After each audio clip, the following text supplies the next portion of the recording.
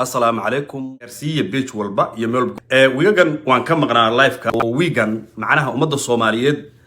أمودد المسكحة ضلوا عياريو إذا عدها قبصة بين دنيا إن نكون استاجو إن حبنا أن هل كان إذا كسر قد بي إذا كماسن إن شاء الله دولا وعاروا مركو كوباد بالعجلة wax sharci oo qaanuun ima weydiino waxa jirta inaad abuse gareysid adoo iga faa'iideysanaya ninkaas aad arkaysaan waa nin sheegtay inuu professor yahay dhowr mar horon halkan aan barnaamij ka soo daayana waan soo mar ma jiro waxaas ilaalmay mudahiin 60 sano la soo ilaalinayay maanta hadii lagu gudbay wax badan kama duwan ayadoo dastuurka lagu gudbay oo kale waxaa Soomaaliyada maantana waxaas la isla fahmay oo war wixii cusub oo mushkilaadka hadda taagan in laga heshiiyo oo heshiis looga gudbay ahayde kuwii hore heshiiska loogu ahay in laga tirso 4.5 waa aragnay dastuurka kuma qorna laakiin haddana heshiis oo dad lagama gudbo hayo ra'iisul wasaaraha magacaabistiisa 30 maalmood ixtiraamkeedana waa sidaas oo kale meel looga gudbi karo ma laha madaxweynuhu wuxuu sameeynayo dastuurka sax kuma aha dadka Soomaaliyeed ee muslimiinta waxaan rabaa بكل الاحترام أنا مدحونا احترام وهايون أفلقادين أفلقادنا أنا إجاهين إجانا الصورة وحبك كم بدونا مدحونا وسميناه نين جبر أي كلام سيدا كيسان مدحوين حسن الشيخ محمود هذا الكيس ودن بي وحيري أصلا مدحونا مركع أدور حليو هذا الآن هبونين وقف السياسي جاه إنه إذا عاد كيري هذو أنكو هبونين بوحيري نين ناقو فري المكان ليو أيوم مدحوين محمد بلا فرماج وإجاهي ومركز وكأذينا مدحويني قرنك الصوماليات مدحويني الشعب وليه رئيس الوزراء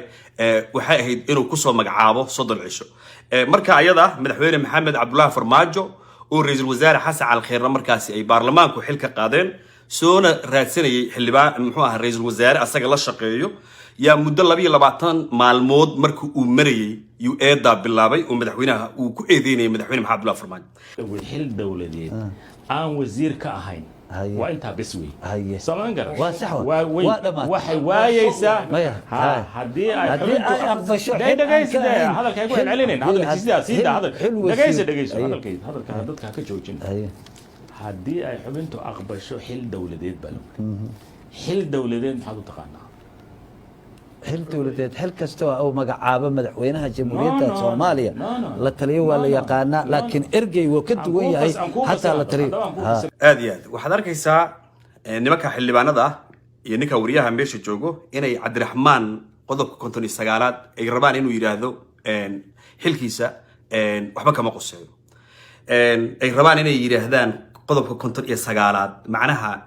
عبد الرحمن هذا شغل الله مجعبه أصلاً وشيء أيقونوا إليهين ومعاوية قيبية معاوية كانة يضد مساكين بعاونية عبد الرحمن وليه أنا بدر قيبية مئة ما هو حد قبله وقرني ما وحندونا مركا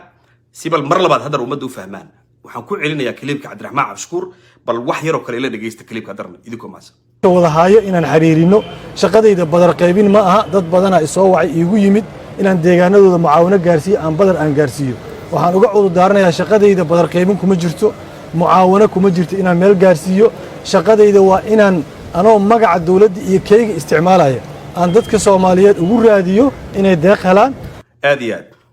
waxaan u maleynayaa si fiican aad wax u fahanteen ragga xildhibaanada sheeganayo buugga dastuurkana wato haddana aad arkaysid inay dastuurka ku ciyaarayaan dadka aad arkaysid shalay markuu madaxweyne maxamed abdullaah farmaajo dalka joogay shuruucda iyo dastuurkana la ilaalinayay in qaab qabiil ay buuggaas u soo qaateen ay ku weerarayeen madaxweyne maxamed abdullaah farmaajo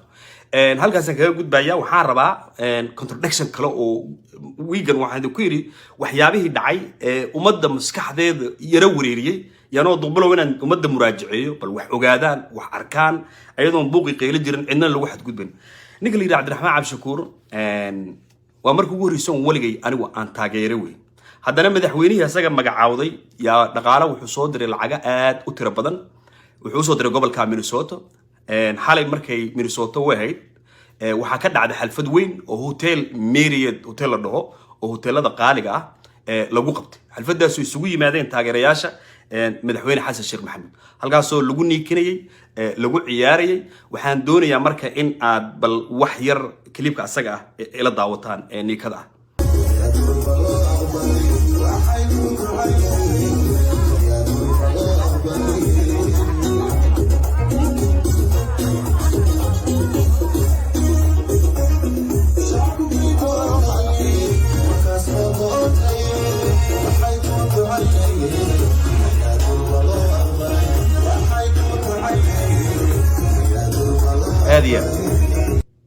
cajaladaad arkaysaan ciyaarta waxay ka dhacday Minnesota xalayto markay habeenimada u ahayd Mareykanka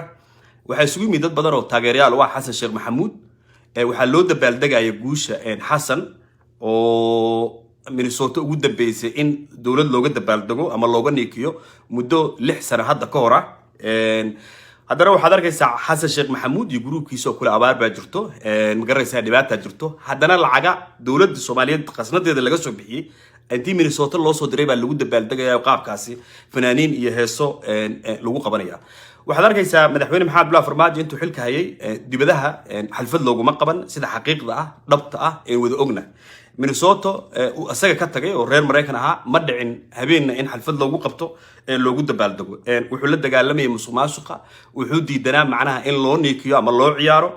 ayadoo magaraysa ummadda Soomaaliyeed wax qabad u baahay hadda ay ummadda ka sii daran tahay oo abaar ay jirto sidii sheegayaan Xasan iyo gruubkiisa ololaha ugu koowaadna uu yahay abaarta Soomaaliya inay wax ka qaban haddana waxaad arkaysaa in looga niikinayo looga ciyaarayo gobolka Minnesota oo dad Soomaaliyeed oo Ilaahay qani ka dhigay ay ku nool yihiin haddana macnaha inuu lacag u soo dirsanayo oo in laga sheego sawirro waaweyn loo dhajiyo Xasan doonay marka waxaan rabaa waliga Cabdiraxmaan ma taageerin isla arintan aniga haddaan ka hadlayo ee xalfadaan oo isla Cabdiraxmaan Cabshukuur uu ka hadlayo yaan doonayaa inaad wada xiriir daawataan ila dhageysto idinku maas aan lahaa agaasimayaasha warbaahinta iyo kuwa hortaagan ba hadeerta arintaas inaad gacan naga siisaan waxa ugu daran waxay tahay dadku inaysan ogeyn in dalka abaar ka jirto waa ogtiina xafladaha socdo oo meel walba loo dabaaldegayo doorashadii natiijadeedii waa fiican tahay in la dabaaldego oo doorashadii si nabad noogu dhacday oo xukunkii si nabad aan kula kala wareegnay laakiin walaalayaal waa Cabdiraxmaan Cabshukuur oo arintan hadda Minnesota ka dhacday uu markaas naqdinayo iyo xalfadaha socdo haddana waxaad arkaysaa Xasan Sheekh Maxamuud iyo gruubkiisa in qasnadaha ummadda ay Soomaaliyeed lahayd in dibadaha London iyo America iyo Canada loo dirayo oo la leeyahay fanaaniin ha noola kirayo ha noo ciyaaraan haddana waxay leeyihiin abaar baa jirto marka arrimahaas waa in ay ayagu isqabadsiiyaan Cabdiraxmaanna weligay ma taageerin laakiin arrintan waa ku taageeraya in macnaha dareenkiisa uu ka hadlo qalbigiisa oo nadiifna uu ka hadlo credit baan ku siinaya aad iyo aad baa idin salaamay waa isku duqbalow the weekend waxaan baa jiray wadii abuse gareynaysaa iyo xalfada Mareykan lagu dhiganayo abaar baa jirto iyo farmaajo filadaha ka baxo guri hadda looma dhisi karo iyo waxaad arkaysaa ma garanaysaa rag xildhibaanaha oo ku leh ma garanaysaa qodobka 59aad Cabdiraxmaan ma qabto oo mucaawin u qaybinaya Cabdiraxmaan uu ku leeyahay anigu mucaawina ma qaybiyo badarna ma qaybiyo aad iyo aad maskaxdiina ka shaqaysiiya idinkuna ma garanaysaa conclusion ka gaar aad iyo Soomaaliya ha guuleysata idin leeyahay shacabka Soomaalida ka qayb qaatay ma garanaysaa madaxweynaha guriga loo dhisaayana aad baad u mahadsantihiin waana idinku taageeraynaa ummadda Soomaaliyeedna wax abaal loo galo waayihiin abaalna waa ku gudayaan hadda tahay siyaasad Soomaaliya madaxweyne Maxamed Abdullahi Farmaajo abaal buu ummadda Soomaaliyeed u galay abaalkii bayna u gudayaan dhamaantiin wada salaamaya assalaamu calaykum waraxmatullaahi wa barakaatuh